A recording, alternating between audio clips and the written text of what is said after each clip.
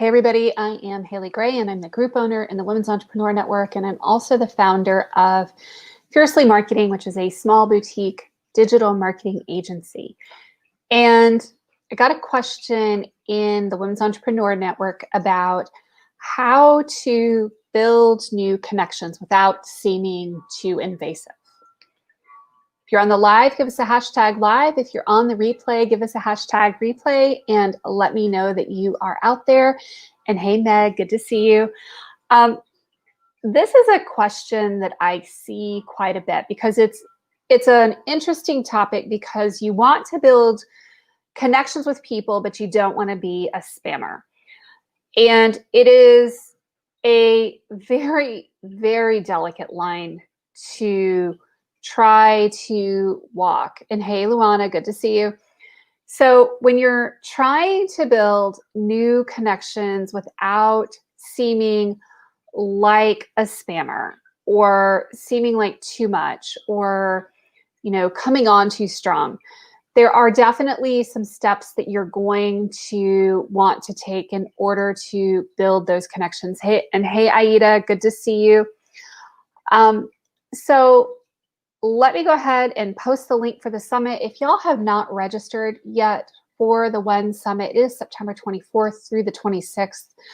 Tickets are available on wensummit.com. If you are not able to afford the ticket, if you scroll all the way to the bottom of the page, there is a button for scholarship, which is a free ticket to the event. You just have to click on it and register. So make sure that you are registering for the summit. It is coming up in just about a week and a half, and I am getting so excited about this. And hey, Aida, I am excited to be here. I am doing super duper well. It's been a phenomenal weekend here.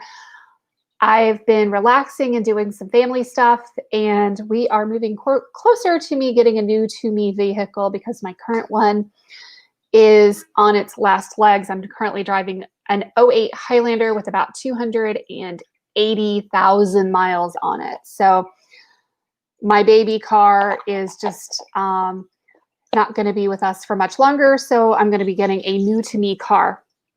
So lots of fun stuff going on around here right now.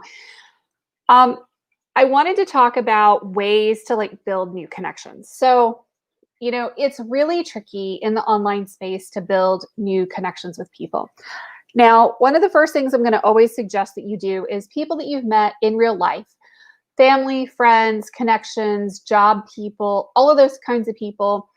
If you're on Facebook and you're open to it, I really suggest that you send people a friend request.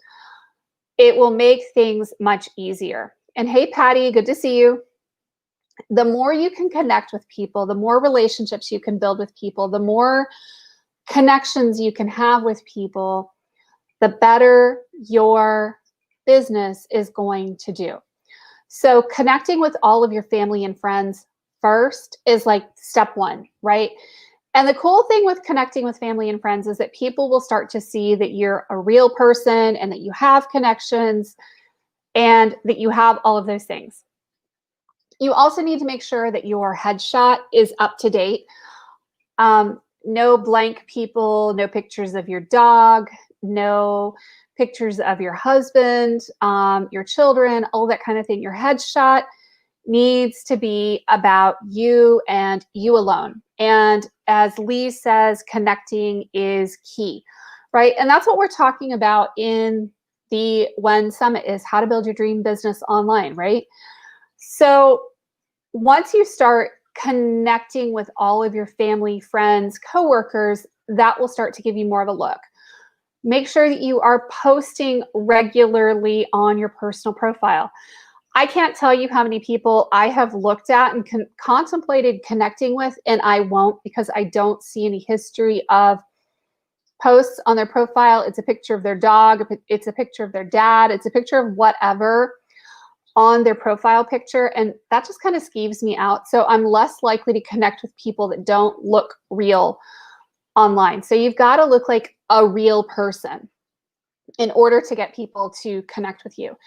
And then you're going to join some groups. So it may be here like the Women's Entrepreneur Network. It may be like Networking Women of the Triangle. There are lots and lots of networking groups. Your job, first of all, is to go in and be of service and get to know people. Have coffees with them, connect. How do you build those new connections? Comment on their posts. If somebody asks for help, be help.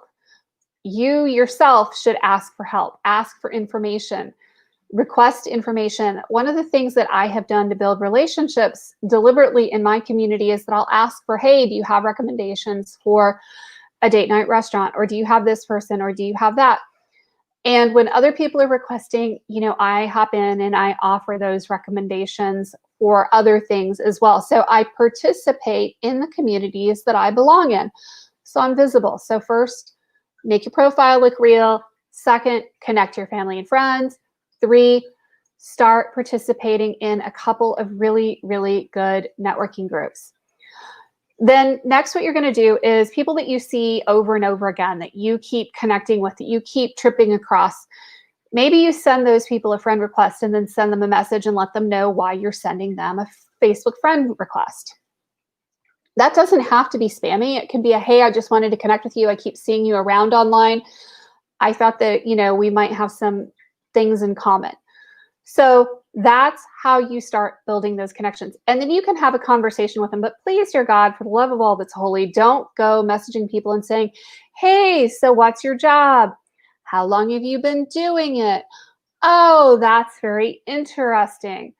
Having a script that you go by will read as artificial after maybe the second or the third one. And for the love of Pete, please don't connect it to a bot that does these things. It is incredibly inauthentic.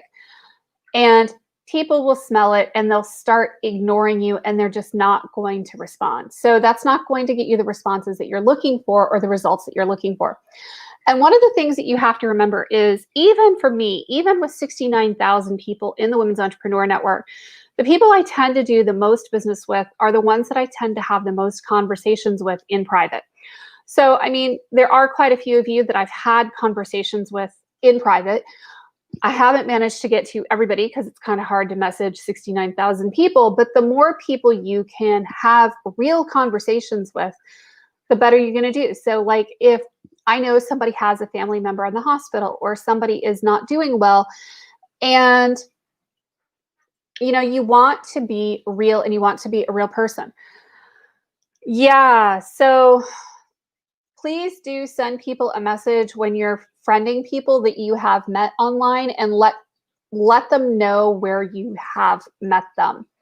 That increases your chances of having your friend request accepted, and it makes you seem a lot less like a weird kooky spammer. Anything that you can do to seem like a real person and be a real person is going to get you better results. It's going to get you more clients. And ultimately, at the end of the day, this is about getting more clients and doing it in an online world because, honestly, we are doing our businesses in a very online world right now. So, if you're not doing your business there, then that's going to be a huge problem. So, this is how we do business in the online world. It's connecting with people. It's being real. It's having real conversations. It is avoiding the weird ass spammy phishing questions. It is building relationships with people. It is having conversations with people.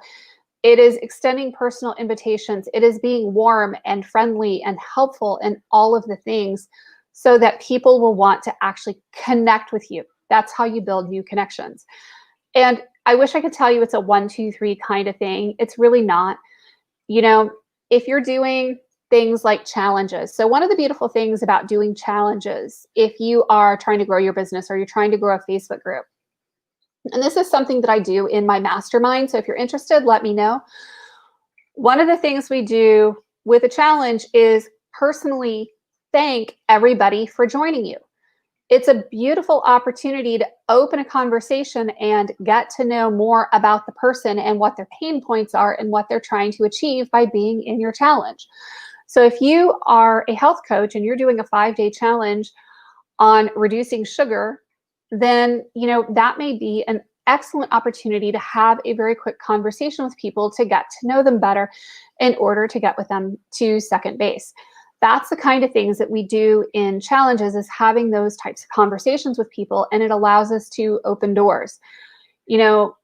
Sometimes it's those opportunities, those trainings, those things that give us the opportunity to get to know people better. If you're doing a Facebook group, you may end up having to do paid ads to get people to get your freebie to get into your group.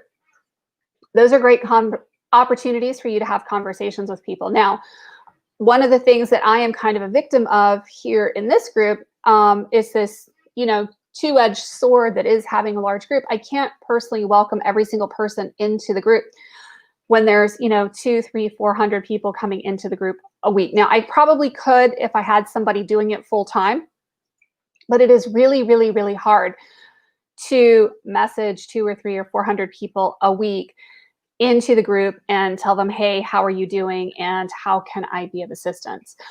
But trust me, doing that as you're building your group, doing challenges, doing those kinds of things will get you a ton more sales. It'll get you a ton more results. It'll get you so much more in your business. And I know that it seems like such an easy recipe, but it really is. It's about showing up and being real.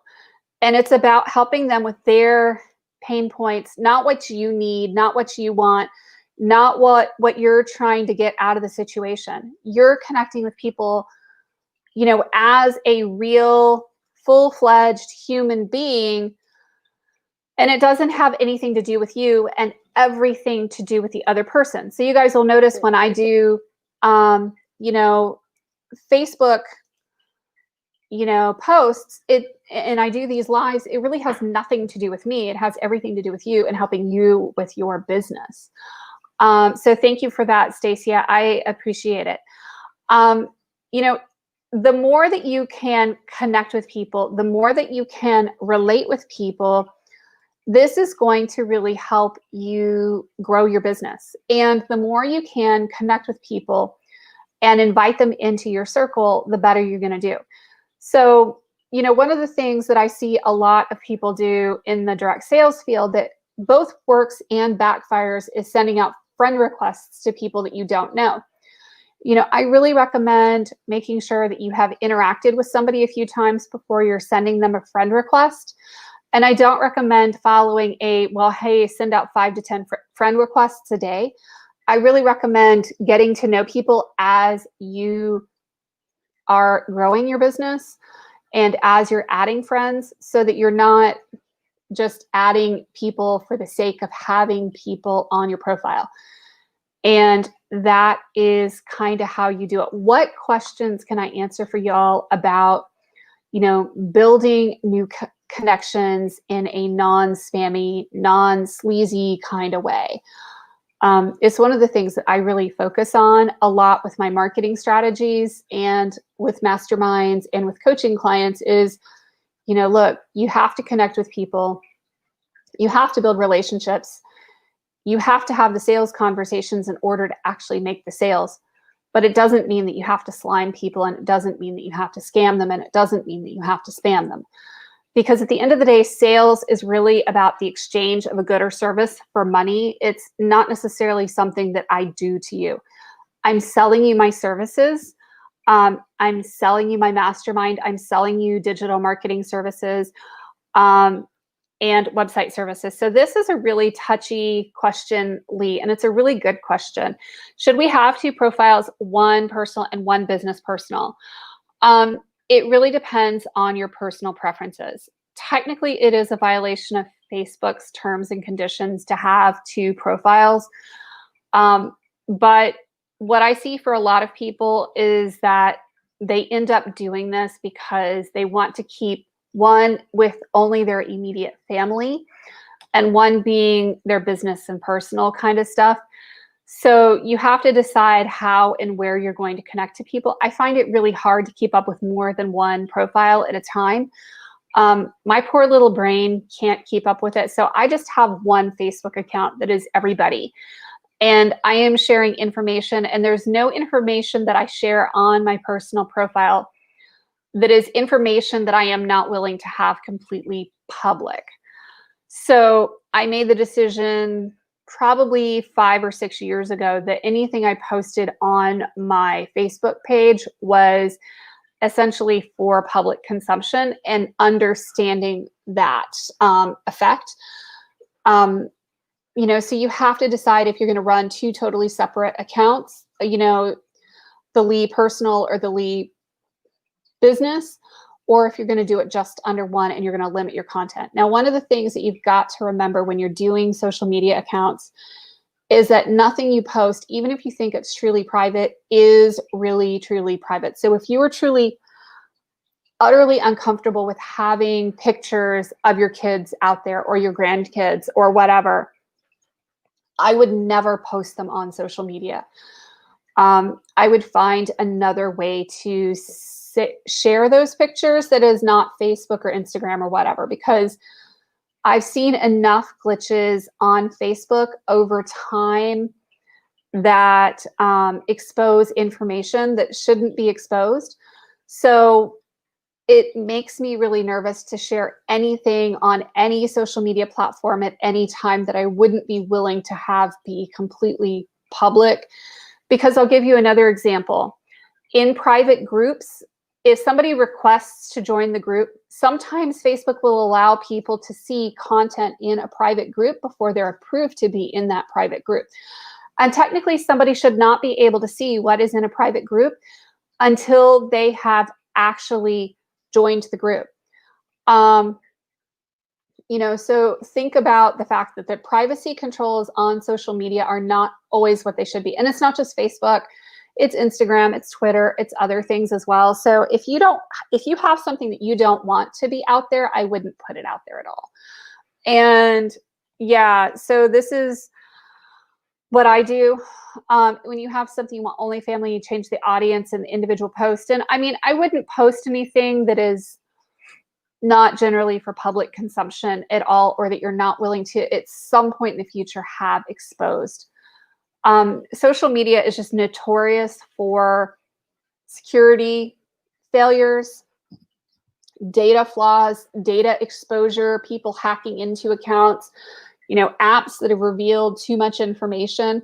I don't know if you guys remember 2010 to 12, there were a lot of apps on the platform that were eventually found to be taking too much information and mining that information. So that can be kind of a problem. So when we start looking at what we're posting on our personal pages or personal profiles, be really selective about what you're posting, because it's not nearly as private as you might think it is. And I've also had cases back when I was working in corporate. I did a ton of interviews. I interviewed and hired a lot of interns. And it was not unusual that I would go and Google somebody and I would come up on their Facebook page, and sometimes I would see things I shouldn't see. And, I'm talking about minors posting photos of themselves drinking and those kinds of things. And unfortunately, it knocked a lot of people out of being hired from our process, because obviously if they're doing things that are illegal and posting pictures about it online, you have to wonder at their judgment. So, my only thing is just think very carefully if you're doing business online about what you're posting online at any point in time, because it can affect your career, it can affect your business, it can affect so many things, and it's never as private as we think it is. I'm sure people can go and troll me and look at, there's ways to cyber sleuth things that would make you cringe. So that part is super important, that you be aware that people can cyber sleuth you in ways that are not pretty and not nice, and that will definitely potentially impact your life and your business and everything as you know it. So I hope that helps just a little bit. So building new connections is tricky online. You've got to be real. You've got to message people. You've got to, build a connection so that they feel like they're connected to you. And it's all in the DMs. Most of the business is in the DM. So this is a good question also. So what about religious posts like Bible verses, for example? So Aida, if your faith is very strong to you, I don't necessarily have a problem with people posting a Bible verse or inspirational quotes or that kind of a thing. But if you're getting into major heated arguments over edge and corner cases of stuff in the Bible, I might be a little bit more careful about that. There are always going to be people that are going to be turned off by you being a Christian. And there are going to be some people who prefer to do business with you because you are a Christian. I usually tell people, if your faith is strong and it is an important part of your life and your business revolves around it, and your business in any way, shape, form, or fashion has anything to do with you being a Christian and connecting with that, then I would make sure that people know that up front about you. Yeah. And Lee, I love when my connections are connections. And we actually found out that Lee and I share some connections. And it's actually kind of funny because she and I are connected to one of my neighbors. So it is a very small world, y'all. And that's the other thing to be aware of. It is a very small world. I don't care if you've got 200 connections or 20,000 connections. It is such a small, small world. I have been shocked more than once at some of the really odd connections I've made. So Lee, that's the connection between you and me and Beata is one. Another really funny, not so funny connection is that it was a really kind of great one. So I met a woman here locally who was my Girl Scout co-leader for a number of years, and her daughter was in my Girl Scout troop. And she is one of my dearest friends. Well, it turns out that she was a sorority sister to somebody else that I met over on Baby Center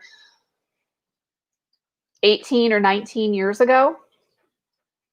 So we've been connected for forever and a day that way. And I found it just really hilarious that, my friend who had moved here from another state, was actually a sorority sister to my friend who's in another state. And, you realize that the world is such a small place indeed, and that people are very, very connected. And, it's really funny. Those 7 degrees of separation are really a thing. And you've got to be mindful of that when you are connecting with people and not connecting with people. So let me know what other questions y'all have about connecting with people and building new connections online. This is one of the things that is really important, because the more people you connect to, the more people you have relationships with, and I'm not talking in a forced kind of way, but I'm talking about like making friends, the better your business is going to do. The more of these conversations you have, the better it's going to do. And like one of the things I'm doing right now is messaging 30 to 50 people a day.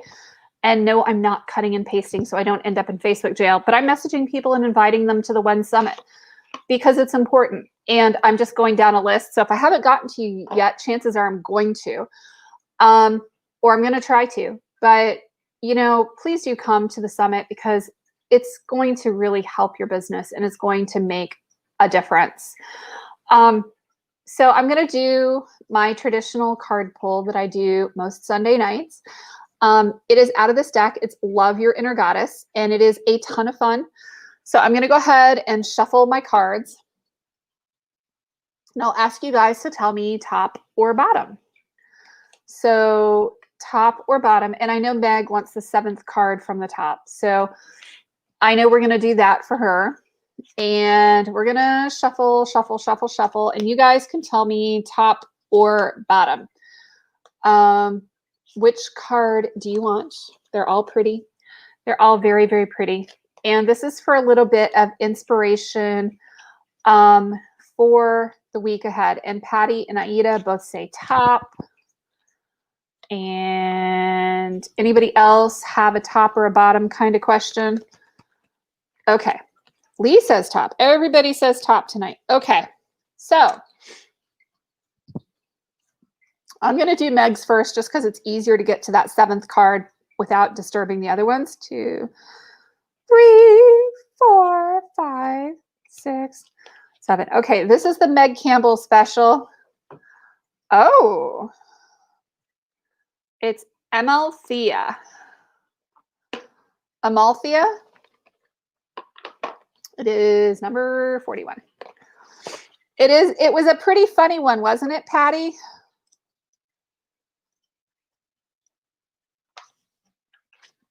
Okay, so this one is for Meg.